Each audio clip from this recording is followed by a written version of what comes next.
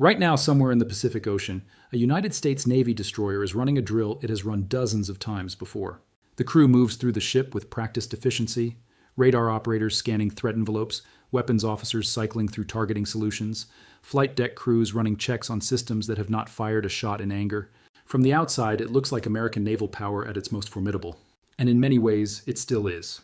But here is what that drill cannot hide. The magazines are not full. The precision-guided munitions that line the vertical launch cells of that destroyer, Standard Missile-3 interceptors, Tomahawk cruise missiles, SM-6 multi-mission rounds, represent a stockpile that the Pentagon's own classified assessments, portions of which have leaked to defense analysts over the past 18 months, describe as critically constrained. Not depleted, not empty, but constrained in ways that have begun to reshape American strategic decision-making in ways the public has not yet been asked to reckon with. Here's the fact that mainstream coverage has not fully explained. The United States has spent approximately $19 billion in munitions aid to Ukraine since February 2022. That number sounds like an abstraction until you understand what it represents in physical terms. Stinger anti-aircraft missiles take roughly 24 months to manufacture from order to delivery. HIMARS rocket artillery rounds have production lines running at capacity that cannot be doubled overnight. Javelin anti-tank systems were drawn down to levels that, according to testimony before the Senate Armed Services Committee in 2023, would have taken years to replenish under existing production rates. And those were the systems flowing to Eastern Europe. The precision munitions that form the backbone of American warfighting in the Pacific, the long-range anti-ship missiles, the air-launched cruise weapons, the next-generation interceptors, face their own supply constraints at exactly the moment a conflict in the Taiwan Strait has moved from theoretical contingency to live planning scenario. By the end of this video, you will understand exactly three things: how the United States arrived at a munitions deficit that its own war games have identified as a strategic vulnerability, what that deficit means in concrete operational terms if a Taiwan contingency unfolds in the next 3 to 5 years, and why China's military planners have been studying American logistics and production timelines with the same precision that American analysts once applied to Soviet order of battle. Stay with me, because the story that connects all three of those threads is not a story about weakness. It is a story about choices made over decades that have created a gap between American commitments and American capacity that no one in Washington is quite ready to say out loud. To understand what is actually happening with American munitions stockpiles, you have to go back to September 11, 2001, and to the doctrine of warfighting that the wars in Afghanistan and Iraq subsequently entrenched across an entire generation of Pentagon planning. For 20 years, the United States military fought what strategists called low-end conflicts. Counterinsurgency campaigns against non-state actors who did not have air defenses, did not have navies, did not have ballistic missile arsenals. The wars in Afghanistan and Iraq were devastating in human terms, but they made almost no demands on the precision munitions inventory that would matter in a peer-competitor conflict. You do not need a 2.5 million Tomahawk cruise missile to destroy a pickup truck in Kandahar. You do not need a Standard Missile-3 interceptor when the adversary has no aircraft worth shooting at altitude. What those 2 decades did instead was create an industrial and budgetary logic that became self-reinforcing. Defense contractors optimized production lines for the weapons that were actually being consumed: 500-pound JDAMs, Hellfire missiles, smaller precision-guided munitions suited to the conflicts the United States was actually fighting. The production infrastructure for the deep strike, long-range, high-end munitions that a Pacific War would require atrophied, not through malice, but through the natural tendency of any large bureaucracy to fund what is immediately necessary over what is abstractly future. The Defense Advanced Research Projects Agency issued warnings about this as early as 2012. The RAND Corporation published a landmark analysis in 2015 titled War with China: Thinking Through the Unthinkable, that modeled stockpile depletion rates in a Taiwan conflict and found that the United States could exhaust its precision-guided munitions inventory within days of sustained high-intensity combat. Not weeks. Days. The specific modeling, which has since been updated in classified supplements, identified the long-range anti-ship missile, the LRASM, and the Joint Air-to-Surface Standoff Missile Extended Range, JASSM-ER, as the two systems most likely to be consumed faster than they could be replenished. Congress was briefed. The Pentagon acknowledged the problem. And then, with the logic that governs most large institutions, the problem was addressed incrementally rather than urgently. Production rates for JASSM-ER, manufactured by Lockheed Martin at a plant in Troy, Alabama, were increased modestly. But modest is doing a great deal of work in that sentence. At fiscal year 2022 production rates, the United States was manufacturing approximately 500 JASSM-ER missiles per year. Military planners assessing a Taiwan contingency were modeling requirements that numbered in the thousands for the first 30 days of conflict alone. Then came February 24, 2022. Russia's full-scale invasion of Ukraine did not deplete American JASSM or LRASM stocks directly. Those systems were not transferred to Kiev. But what the Ukraine war did was something strategically more damaging. It validated in real time every RAND projection about munitions consumption in a high-intensity conventional conflict. It showed the world, and showed Beijing specifically, that a modern conventional war burns through precision munitions at rates that Cold War-era production infrastructure simply cannot sustain. Russia burned through its cruise missile inventory in the first 3 months and was forced to shift to less precise weapons, to North Korean artillery rounds, to Iranian drones. America watched that lesson carefully. So did China. On March 1, 2023, Deputy Defense Secretary Kathleen Hicks stood before the Center for Strategic and International Studies in Washington and delivered a speech that received far less coverage than it deserved. She announced the Replicator Initiative, a program to accelerate production of autonomous drones and attritable systems as a hedge against the precision munitions gap.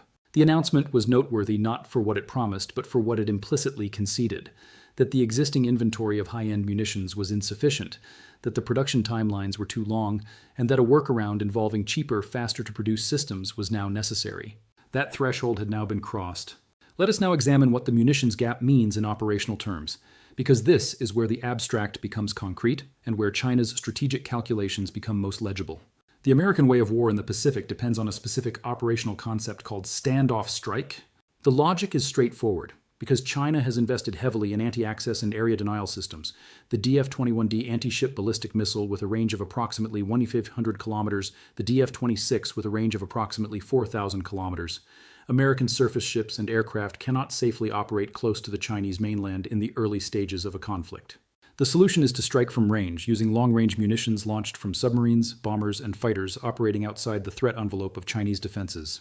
The JSM-ER has a range of approximately 1,000 kilometers, enough to be launched from B-52 bombers loitering well outside Chinese fighter coverage. The LRASM is specifically designed to hit moving surface targets, ships, at ranges up to 370 kilometers in its current configuration. The Navy's Tomahawk Block V has been upgraded with a maritime strike variant, restoring an anti-ship capability that the system had not carried since the early 1990s.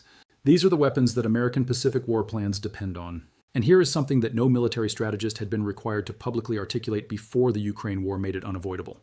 The combined inventory of these systems is a finite number, and that number has a consumption rate that exceeds the current production rate. Here's what the mainstream media is not telling you.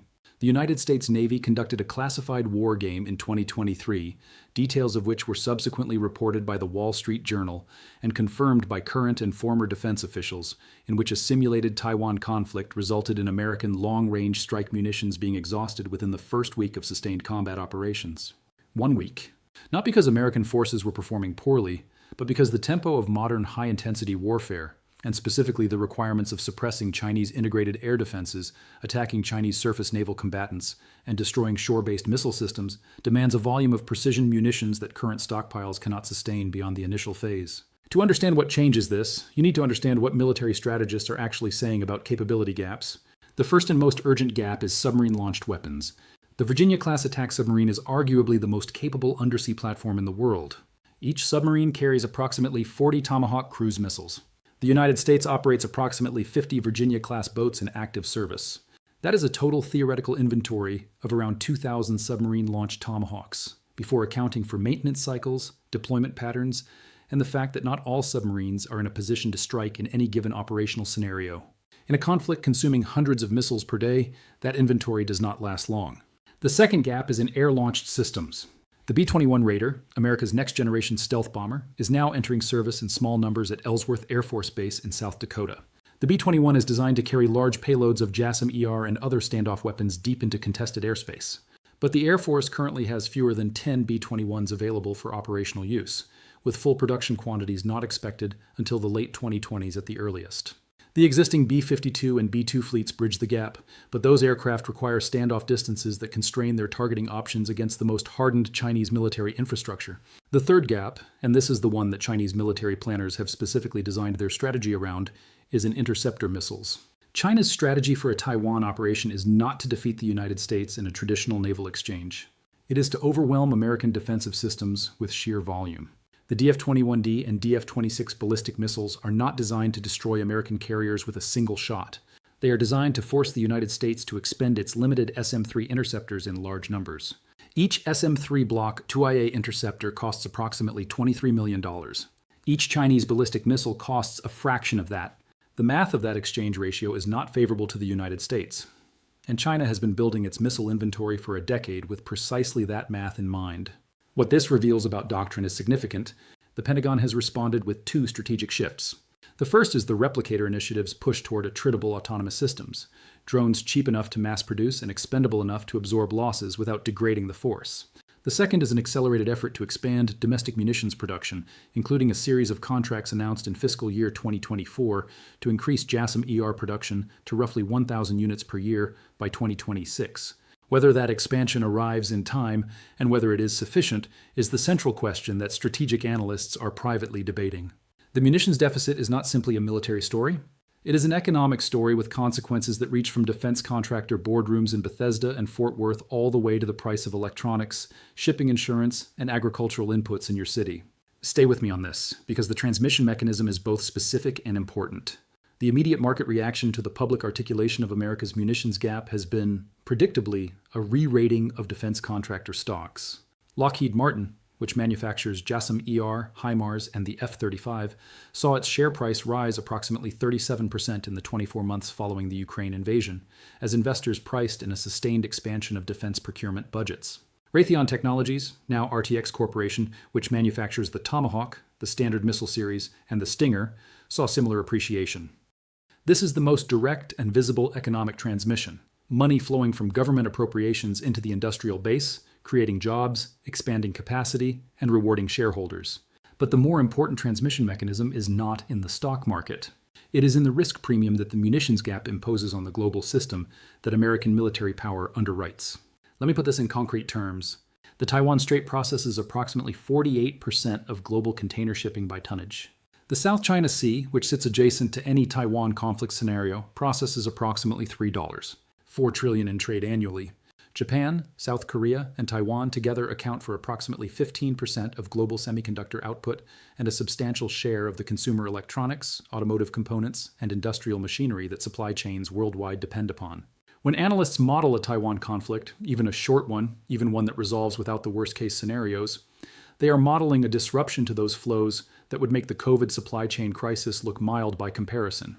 The downstream industries most immediately affected are three: semiconductors, which would see spot prices spike by an estimated 40 to 60% within 60 days of conflict onset, according to modeling by the Peterson Institute for International Economics; shipping, where war risk insurance premiums in the South China Sea would increase by a factor of 10 or more, as happened in the Black Sea after February 2022, where premiums jumped from 0.25% to over 5% of cargo value within weeks; and energy, where a conflict that threatens tanker routes through the Malacca Strait and the South China Sea would push Brent crude from its current range near $83 per barrel toward the $120 to $140 range that analysts at Goldman Sachs modeled in their 2023 Taiwan risk scenario. The countries most exposed to this cascade are precisely the ones that import the most energy and the most finished goods through those contested waterways. Japan holds approximately 254 days of petroleum reserves, a substantial buffer, but one that would erode rapidly if tanker traffic to Japanese ports were disrupted for months. South Korea holds approximately 106 days. India, which has been building strategic reserves aggressively since 2020, holds between 20 and 25 days of crude in its strategic petroleum reserve, with commercial stocks adding perhaps another 9 to 12 days. A prolonged disruption would force India into emergency procurement at prices that would be punishing for an economy where petroleum subsidies are already politically sensitive. China's own economic exposure to the Taiwan scenario is real and often underestimated in Western analysis. China imports approximately 73% of its oil consumption, most of it transiting through the Malacca Strait. A conflict that China initiates would impose immediate costs on its own economy that Beijing's planners have been working to mitigate for years through strategic reserve building, pipeline diversification through Russia and Central Asia, and currency arrangements designed to reduce dollar dependency. But mitigation is not elimination. China's own economic models, portions of which have been reviewed by Western analysts through academic and leaked government channels, suggest that a Taiwan conflict lasting more than 6 months would impose GDP growth reductions of 2 to 4 percentage points on China itself, significant costs for a leadership that has staked its legitimacy on continued economic progress. This is not abstract economics. This is a direct line from American munitions production capacity in Troy, Alabama, to the price of a laptop, a car battery, and a shipping container of consumer goods in your city. The question of whether the United States can sustain a high-intensity Pacific conflict is not only a military question. It is a supply chain question, an inflation question, and a question about the price of the things you buy every day. If you want to understand how this hits your economy before the mainstream media catches up, make sure you are subscribed to this channel, because the full economic modeling of a Taiwan contingency is something we are going to return to in detail in a dedicated episode. Here's what the diplomatic landscape actually looks like right now, and it is considerably more complex than the public framing of US versus China over Taiwan suggests. The United States has been conducting what officials describe as frank and candid communications with Beijing through both the formal diplomatic channel, the US Embassy in Beijing and the Chinese Embassy in Washington, and through military-to-military contacts that were suspended after the Nancy Pelosi visit to Taiwan in August 2022, and only partially restored following the Biden-Xi summit in San Francisco in November 2023. Those contacts are valuable precisely because both sides understand that miscalculation is a more plausible path to conflict than deliberate decision. Every channel that reduces the probability of misread signals has strategic value that both Washington and Beijing, despite their public postures, have an interest in preserving. China's public position is that Taiwan is an internal matter, that any American military involvement in a Taiwan scenario constitutes illegal interference in Chinese sovereignty, and that the One China policy, to which the United States formally adheres, should preclude American military commitments to Taipei. China's private incentive is more nuanced. Beijing needs a Taiwan resolution that satisfies the nationalist expectations it has cultivated domestically over decades without triggering the kind of economic devastation that a military conflict would impose on an economy already navigating real estate sector stress and youth unemployment above 20%. The United States red line is, in the official formulation, opposition to any unilateral change to the status quo by force. In practice, the red line is closer to this. The United States will not permit China to demonstrate that military coercion can succeed in altering the political status of a democratic partner state without a military response, because the precedent that such a demonstration would set for other potential flashpoints from the East China Sea to the South China Sea to the Korean Peninsula would be strategically unacceptable. The Gulf states, specifically Saudi Arabia and the UAE, sit in an interesting position on this chessboard. Both have deepened economic and technological ties with China while maintaining security relationships with the United States. Both are watching the American munitions situation carefully because their own security guarantees ultimately rest on American deterrence capacity. If the credibility of American military commitments is perceived to be degrading, the Gulf states' hedging behavior will accelerate. China's role as a mediator in other regional disputes, it brokered the Saudi-Iran diplomatic normalization announced in March 2023, has given Beijing a credibility in Middle Eastern diplomacy it did not previously possess. And this has implications for how Gulf petrodollar flows and energy pricing are structured in ways that indirectly affect American economic leverage. The unexpected mediator in the Taiwan dynamic is not Oman or Turkey. Those are the relevant intermediaries in US-Iran signaling, but rather Japan. The Kishida government made the most significant shift in Japanese defense policy since World War II, when it announced in December 2022 a plan to double defense spending to 2% of GDP by 2027 and acquire a limited strike capacity using JASSM-ER missiles. Japan's decision to purchase American long-range missiles serves two functions simultaneously. It deepens the US-Japan alliance, and it places Japanese military capacity as a forward buffer in any Taiwan scenario in ways that alter China's operational calculations. Tokyo needs to be able to tell its domestic audience that Japan is defending its own security, not fighting America's war. Beijing needs to be able to tell its domestic audience that Japan has not remilitarized in ways that threaten China. Both narratives are simultaneously true and simultaneously in tension. Strategic analysts have sketched three distinct scenarios for where this situation leads over the next 5 years. Here they are, precisely and without embellishment. The first scenario is negotiated deterrent stabilization, what some analysts call armed coexistence.